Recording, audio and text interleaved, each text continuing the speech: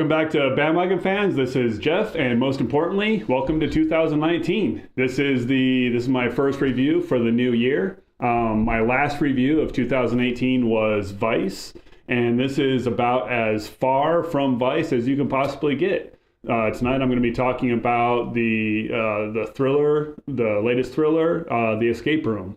So, before we get into the movie, let's take a moment to check out some of the scenes from the film. You want to control your life, but life isn't a science experiment.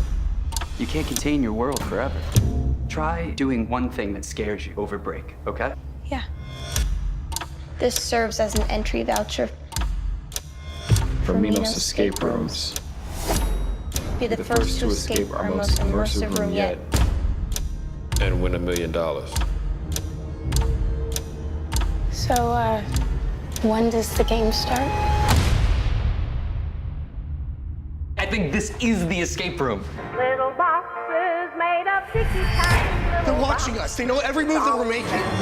There's a blue one. They knew everything about us. And a blue one. This is my hospital bed. Me too. They're all They made these rooms for us. Have you ever seen things that weren't there before? I am not imagining this. Surviving is a choice. I want out. You let me out of here now. All right, so The Escape Room. This is directed by Adam Robitel, who I think not too many credits to his name. He did Insidious: The Last Key, which if that's your resume, probably not the strongest resume, but this is a step up from that movie. As far as the cast, it's a fairly small cast. Most notable cast member is Deborah Ann Woll, known for her role as Karen Page on the Marvel Netflix movies or Netflix shows Daredevil, Punisher, The Defenders. And then the rest of the cast, Taylor Russell, Jay Ellis, and Logan Miller. Not very well known actors outside of Deborah Ann Woll. And The Escape Room is kind of a subgenre that I would call a puzzle thriller. It's definitely a thriller, and it's based around people having to solve some sort of a puzzle or use their wits to figure out how to get themselves out of the predicament they're in. Other movies in this genre, if you've seen Cube, this is almost a remake of Cube. I'll probably be referencing Cube quite a bit, but very similar movies. The Exam, The Circle. Not so much The Game, but definitely The Exam, Circle, and Cube. All that same style of movie. And for me, this is a style of movie that I actually really enjoy. When I want to watch something on Netflix and I don't really want to put a lot of thought into it, these are the kind of movies I look for. So the big question is, for The Escape Room, does it rise above just catching it on Netflix, or is it worth going to a theater for? Well, let me break that down for you. For the first 80% of the movie, I would say yes. This is actually one of the best entries in this genre, and it's worth going to the theater for. However, The Escape Room did not stick the landing, and the end was a huge disappointment. So before I get to the end, let's talk about some of the strengths of the movie. First of all, the sets.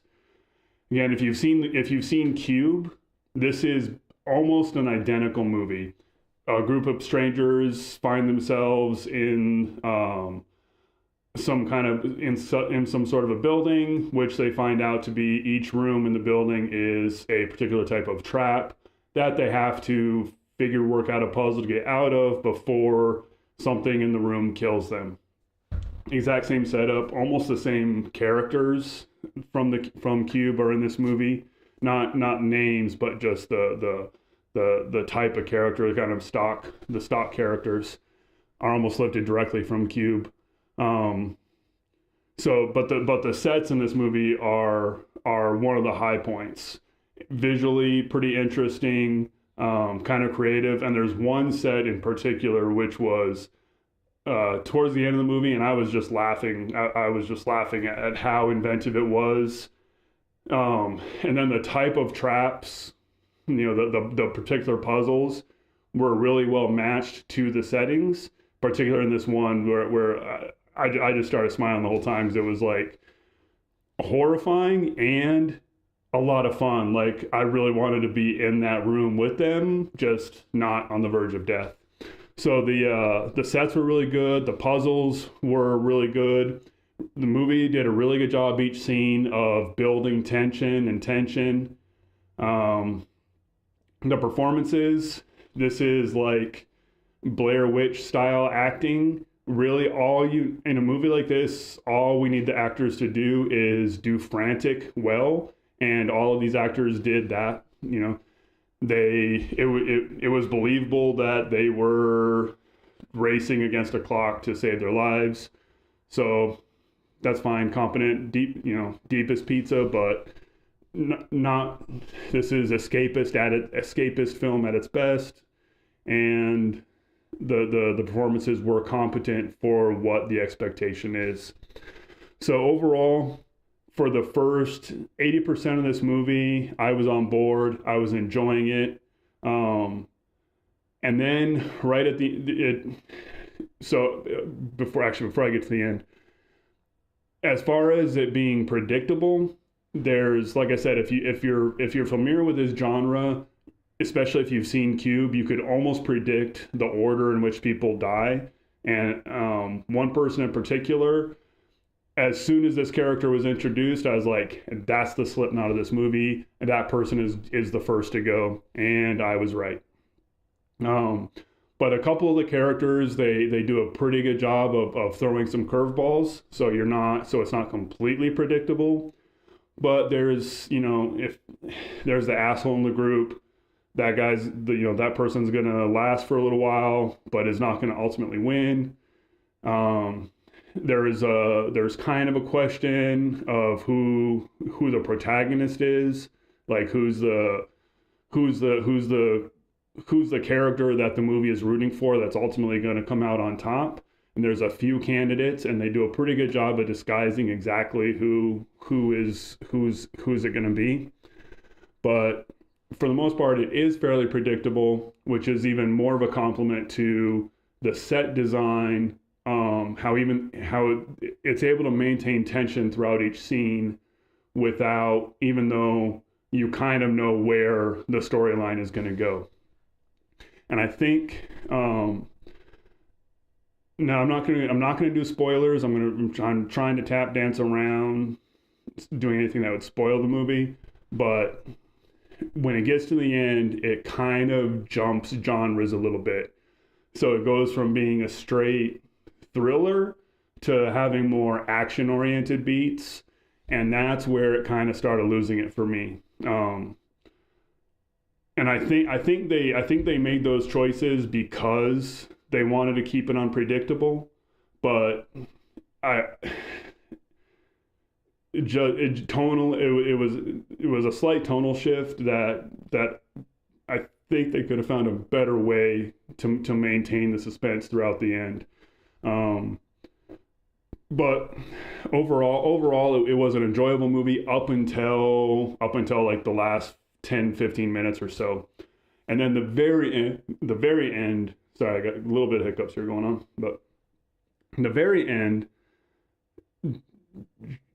again, I'm not going to spoil it, but the end was really unsatisfying and frustrating. I don't know if it's sequel bait or just trying to leave it open-ended, but I would have preferred more of a definitive ending than what this movie gave us. So as far as a recommendation, if the end had matched the quality of most of the film, I would have said this is worth going to the theater for. It's one of the best movies in this genre. And again, it would have been good going to the theater. Because of the ending, I feel like I have to drop it down. This is a movie that you can catch on Netflix. Definitely fun, could be fun for a date, a couple friends hanging out watching this, but not much better than just a Netflix movie or Hulu, whatever your streaming service of choice is. So probably not worth going to a theater for. There's too many other good movies still out from 2018. So skip this in the theater, check it out on Netflix. there's a good chance that if you watch it 6 months down the road, you might watch it again just because you forgot you had seen it the first time. But that's just the nature of these kind of movies. They're not meant to stick with you. They're meant to entertain you for a couple hours. And The Escape Room did that. Just really wish they could have stuck the landing better. So that's it. That is the first review of 2018. January is often a dumping ground for movies, and this one bounced. It was supposed to be released in 2018, then it got pushed back to February, and then got pushed up to now. So